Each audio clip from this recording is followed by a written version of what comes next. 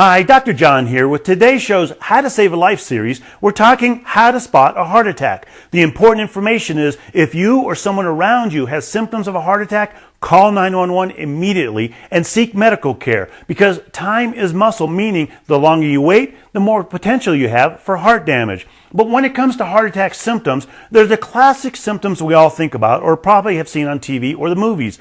Crushing chest pain, feels like there's a belt around my chest or something heavy is on it. It goes into the arm, maybe up into the neck. I get nauseated, I get sweaty, and I get short of breath. Those are the classic signs. But women in particular can have non-classic signs, including overwhelming fatigue, maybe feeling like I have the flu. But if you or anyone around you notices any of these signs and think you might be having a heart attack, again, seek medical care. Time is important. Hi, Dr. John here. Dr. John Torres with NBC News on this Facebook Live, giving you an understanding of a couple of headlines that have happened over the weekend and last part of last week. Getting behind those headlines, digging a little deeper into the story so you have a better understanding of what it means, not just for you, but for your loved ones, your community, your family, and what you can do with that news to get through this pandemic and make sure that we get through it sooner rather than later and as safely as possible. And then answer questions you might have. So if you have questions, please send them our way because I love answering these questions. They always get right down to what's important in this entire matter, this pandemic, and information that you can use. But let's start with the headlines first. First and foremost, the biggest headline today was an announcement by Pfizer about the vaccine that they're developing. And the reason everyone's very excited about this and the reason it's created such headlines is because according to the headlines, if you read it, it's saying that Pfizer has found out that their vaccine is 90% effective. That's true to a certain part, but there are also some caveats behind this, and I'll explain that here in a little bit. Essentially what they're talking about is they had a vaccine. There are right now around 5 vaccines that are front runners in the race for the vaccine. And for a while, myself and other experts have been saying, it looks like we'll be getting the vaccine probably the end of this year, beginning of next year. And this Pfizer announcement puts them in line for that time frame because they're probably going to be seeking an emergency use authorization from the FDA at the end of November. And here's why they're doing that. They found out that their vaccine, when they looked at the initial part of the phase 3 trial, had a 90% efficacy rate. And I'll explain what that means in a bit as well.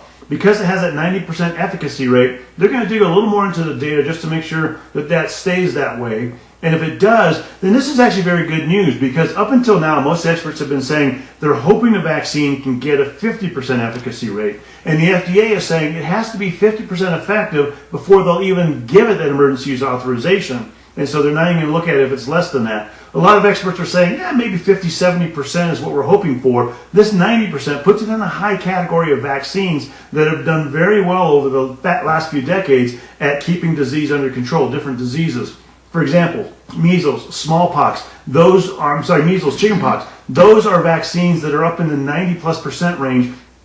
And so they do a very, very good job at keeping that disease under control. This might be one of those as well. But again, this is preliminary data. And as experts around the world are saying, they're cautiously optimistic that the data will continue to show the same thing. But here's how they went about it. And again, remember, Pfizer is one of about 5 vaccines that are front runners right now. And more than likely, all of these will come out by the end of the year looking for emergency use authorizations or fairly close to the end of the year.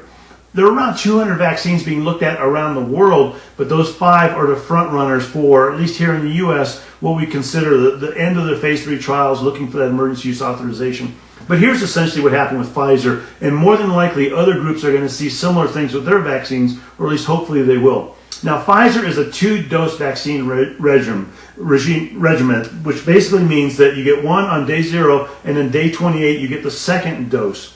And it has to do, it's basically a booster shot you get at day 28. Most of the vaccines are 2-dose. There are a couple that are 1-dose vaccines, and they're made a little bit differently. But what Pfizer found out is that when people got this 2-dose vaccine, that they then looked into the data and again found out that they had a 90% efficacy rate.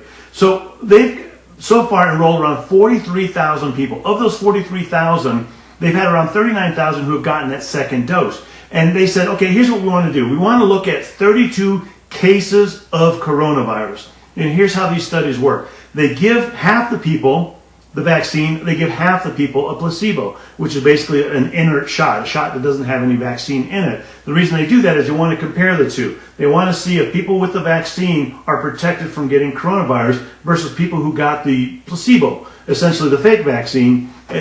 and the way they do this is they essentially send them out in public, in nature. They go about their daily businesses, and then they look at them. They have to wait till they get a certain number of cases of coronavirus. Now, the researchers, nobody knows at that point whether that person who got coronavirus had the vaccine or had the placebo. And so they wait until the numbers build up, and they said, well, let's wait till we get 32 to see.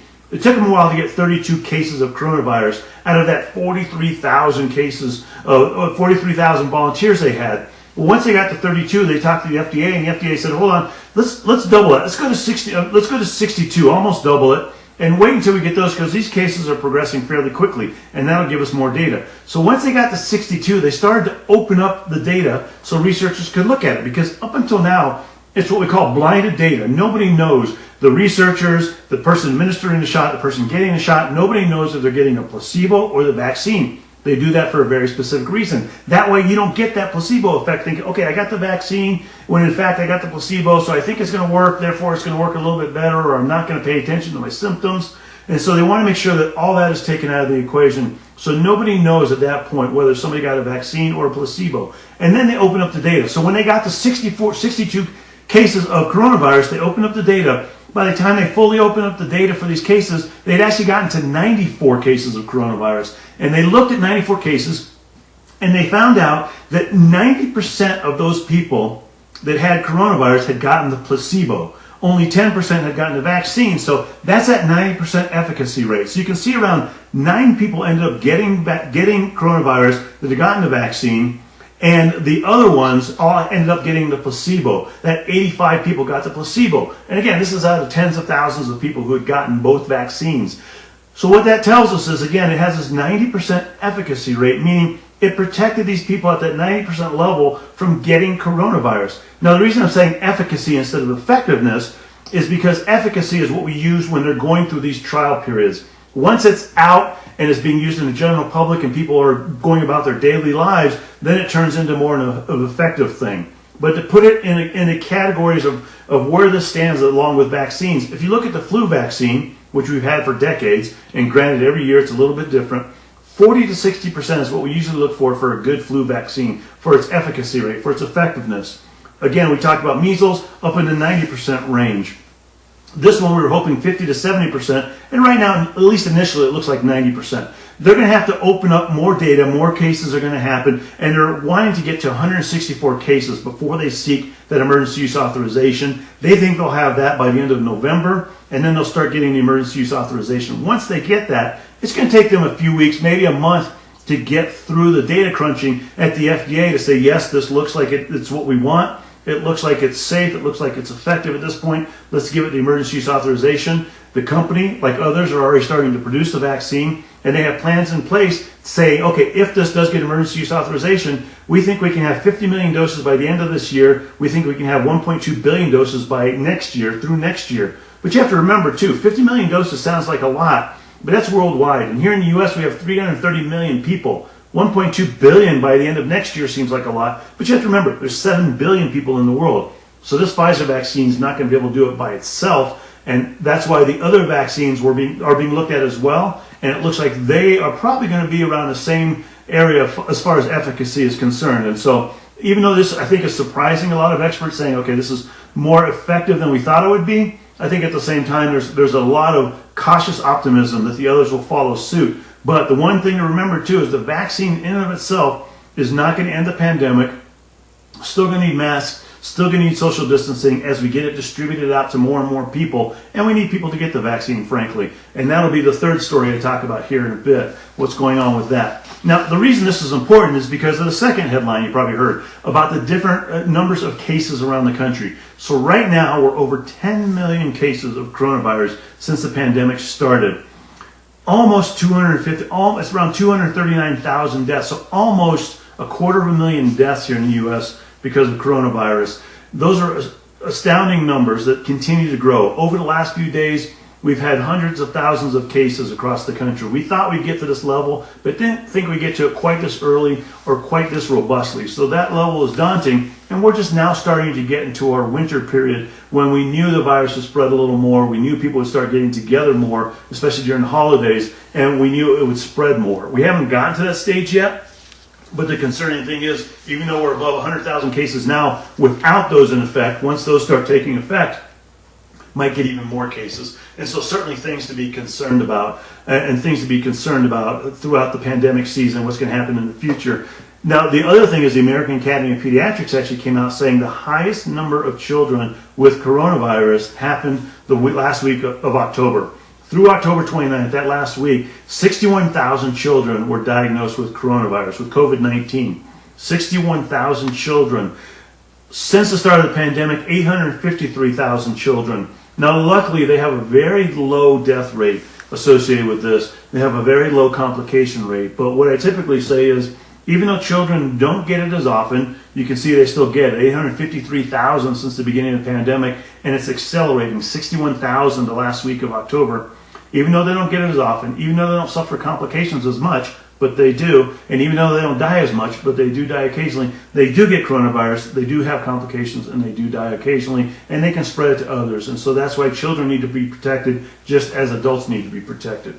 Now, the third bit of news is, as I'm sure you know, President-elect Biden has won the presidency, and he had his first news conference today. In that news conference, essentially it was 10 minutes long, and all he did was address coronavirus and what he's doing for the pandemic. And he said a few things. Number one, he repeated over and over and over again, many, many times, that this is the most important tool we can use during the pandemic, the mask. And he's going to go ahead and discuss this further and keep talking about the mask and how important the mask is. But he actually had a few other things to say as well. One of them is they're coming up with a coronavirus task force. In the coronavirus task force, he is going to have some co-chairs. One of them is Dr. Vivek Murthy. He's the past Surgeon General during the Obama administration. There's David Kessler. He's the FDA commissioner under George H.W. Bush and Bill Clinton. And then Marcella Nunez-Smith.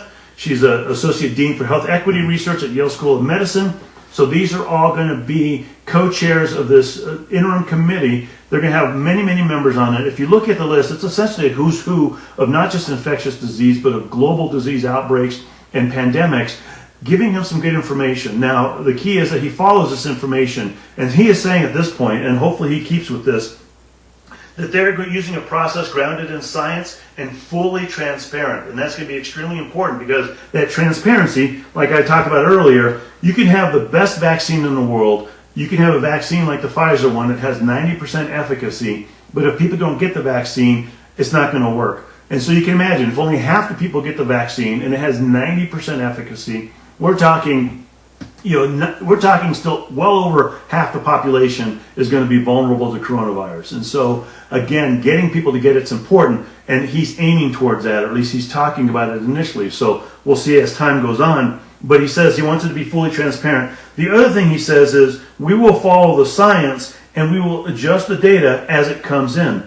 Now, this is important because, as we've learned since the beginning of the pandemic, there are a lot of twists and turns when it comes to this virus, and a lot of things we're learning about as time goes on, because that's essentially what happens when there's a new virus. We learn as more people get infected. We learn as people suffer from it. We learn as we figure out how to treat them. One perfect example, ventilators. We don't put people on ventilators nearly as quickly as we did before. We let them stay at low oxygen levels, and they seem to be okay with that. Also, the prone position. In some cases, putting them on their stomach instead of on their back seems to help out. Medicines, some that we thought were great don't work that well. Some that we were questioning end up working really well. Some that we hadn't even really thought of that weren't on the radar. Dexamethasone are the ones that have, so far, the only one that's really been shown to have life-saving measures to it or benefits to it. And so again, as that data changes with time, as we learn more and more about this, he's going to adapt as well. At least he says he is. And then he says, and again, this gets back to the mask. If everyone wore a mask for the next few months, we'd get through this pandemic. We'd take a great hold on this pandemic and really help get it under control. And so again, President-elect Biden is coming up with his task force. He's coming up with information about the vaccine. He mentioned the vaccine, saying that's something they're very going to focus on. They're going to focus on and the distribution behind it. And he talked about the importance of simple measures. And he said, as others have said, including Dr. Redfield from the CDC, this is one of the most, sorry, I had my frown going there for a second. This is one of the most important tools you can use to combat coronavirus. And he said what many people have said, what I have said as well, the mask should not be a political issue. It should be something everybody wears to help everybody else out, to help get this pandemic under control. And if we want to get back to normal lives, I know a lot of people are fatigued going through all this. I know a lot of people want to get back to the regular businesses, doing the regular things we do. This is the best way to get back to it as soon as possible. And he reiterated that over and over again. I think he will continue to. So again, what he's saying hopefully is followed up by his actions. We'll see as time goes on. Obviously, the way our system works, he doesn't take over until January 20th, but he's already setting up the things he needs to set up so he can hit the ground running when that happens and get things appropriately under control. From my perspective, as somebody who really likes to emphasize public health and try and get messages out there, getting that message out there, and the example that he can give is going to be important to other people following that example, not just here but around the world. And if you've looked in the past, he's one that's he seems to be a very good advocate of wearing the mask and seems to wear it on a regular basis. So hopefully that continues here. But looking at the headlines again, Pfizer, the vaccine, 90% efficacy, which means it looks like it's working a lot better than we thought it would. They still have a few hurdles to go through before they seek emergency use authorization. Once they get that, which everyone's expecting them to, then distribution will hopefully start at the beginning of the year, end of this year. Other vaccines will follow suit and will probably be in line with that time frame as well. Numbers, over 10 million cases here in the U.S. since the pandemic started, almost 250,000 deaths since the pandemic started, and in children, over 853,000 cases, with 61 just the last week of October. And so we're very concerned about children, making sure they're safe. And then President-elect Biden talking about his task force, talking about the vaccine, and talking about the need for simple measures like the mask to get us through this pandemic. Let me see if you have any questions. Do we know how long this vaccine will work?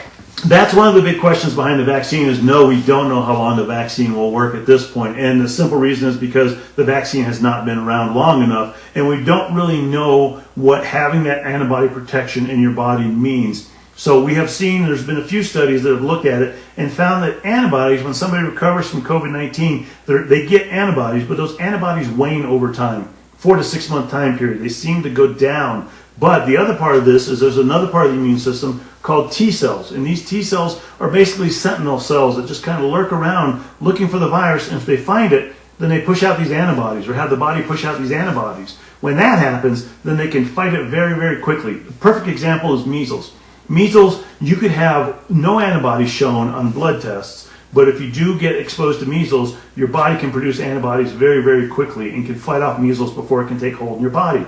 We think the same thing might be happening with coronavirus, but not entirely sure yet. And what these trials are showing us with the vaccines is that people are getting this robust immune response, and they're getting this immune response that we want them to get. We just don't know how long that's going to last at this point, and time will tell. And part of it, again, is getting that emergency use authorization. Remember, it's not an approval, so it's not a permanent approval. It's an emergency use authorization because we're in an emergency situation here, in the middle of a pandemic. And what will happen is, as people get it, they'll continue to follow them. The important part is it seems to be safe at this point. And so it's safe, and it's got that efficacy associated with it that's very, very high. And so that's why I think they'll give them the emergency use authorization so we can, again, get it into people and get this under control. Do people who've already had COVID-19 need to vaccinate as well? And the question is, do people who've had COVID-19 need to vaccinate? It's exactly what I was talking about. The answer is yes, they will, because number one, we're not sure, how long those antibodies last. We're not sure what level of antibodies you need in order to protect yourself from coronavirus and COVID-19. But what we do know is when you get the vaccine, that sets everything at a standard. So you get a standard level of those antibodies in your immune response. If you have a normal immune system and you're not immune compromised, then you get that normal response. And so if everybody gets that baseline response, then that should protect everybody. Again, the thing we talk about is herd immunity. Usually need in the 90% range, maybe the 70% range with coronavirus of people who are protected from it, that will protect everybody else from it who doesn't get the vaccine. I know there's a lot of vaccine hesitancy out there. Part of it is because of the mixed messages that have been happening between science and politics and our leaders. Hopefully with President-elect Biden there, one of the things he wants to do is open up that transparency, make sure people have trust in not just the system, trust in science, and trust in the vaccine so we can get that level we need for herd immunity, and then we can get this pandemic done with. Seems like there are a lot of cases daily in the United States. Are some people getting sick twice with COVID-19? So it seems like there are a lot of cases here in the United States, and we're talking hundreds of thousands of cases, 120 plus thousand cases that have happened over the last couple of days. As far as are people getting sick over again from COVID-19, the answer is no. To date, there's a few handfuls of people that have gotten COVID-19 twice, and they're ones who essentially have been documented to have it using genetic analysis. So basically what they'll do is they have a swab from the first time they had coronavirus, they'll get a swab from the second time they have COVID-19, and they'll analyze the genetic sequence of the virus and find out they're in fact different viruses and they've affected them twice. And part of the reason is because maybe their immune system wasn't able to handle it, maybe they had those antibodies decreased to the point where they couldn't handle it. They're not exactly sure why. But again, these are a couple of handfuls of people that have had it. Out of the 10 million cases here in the U.S., I think there's 4 or 5 cases of people who have gotten it twice. And so those high numbers are not from people having it twice. They're from people who are having it. And I know there's some controversy out there because some people are saying, this is happening because we're testing more. We are testing more than we were a few weeks ago, or a few months ago. We're not really testing more than we were a few weeks ago. To a little bit extent we are. But if you look at it, hospitalization rates are up, death rates are up, positivity rates are up. Those have nothing to do with the amount of testing you're doing, because somebody's going to go in the hospital. Unfortunately, somebody's going to die from it, whether they got tested or not. Now, the concerning thing is right now, again, remember we're at this 100,000 plus a day. We haven't even hit our winter months yet. We haven't hit our travel season yet. We haven't even hit our holiday season yet when we know those numbers are going to go up. So keeping it under control, and hopefully people wearing masks, social distancing, all those things can really help keep it under control. And so thank you for your questions. They've been wonderful and fantastic. Again, the headlines, Pfizer just came out with news that everybody's very excited about, that their vaccine showed 90% efficacy, meaning that it protected people at 90% range of getting coronavirus or COVID-19 symptoms if they got coronavirus. The important part is that they still have some time to go. These are preliminary results, and as a lot of scientists say, they're cautiously optimistic that this will hold out and they'll get that emergency use authorization. Also cautiously optimistic that other vaccines will show the same thing, and we can get that vaccine distributed and people can start getting their shots. Numbers, over 10 million cases here in the U.S. since the pandemic started. Almost 250,000 deaths, unfortunately, since the pandemic started. And it's not just adults, children. 61,000 cases the last week of October. That's a large number of cases in children. 853,000 cases since the pandemic started. And yes, they don't get sick as much and they don't get complications from it as much, but they can get sick, they can get complications, and they can die from it. And then the coronavirus task force that President-elect Biden mentioned, it's essentially the who's who, a lot of heavy hitters in the infectious disease world, in the global health world, that are going to help him get a firm grasp on what he needs to do to get the pandemic under control moving forward, because that's essentially what's going to end up his big task he has initially from day one. And as he's saying now, and again, this is before he's taken office, as he's saying now, that's going to be one of his big focuses, and he's going to make sure that he does the things that he needs to do to help us do the things we need to do to keep it under control. Time will tell whether he comes through with what he's talking about, but all indications are that he will. In the meanwhile, again, I hope you have a fantastic week, and as always, I hope you stay as happy and as healthy as you can, your family, your friends, your loved ones, and your community as well. Thanks.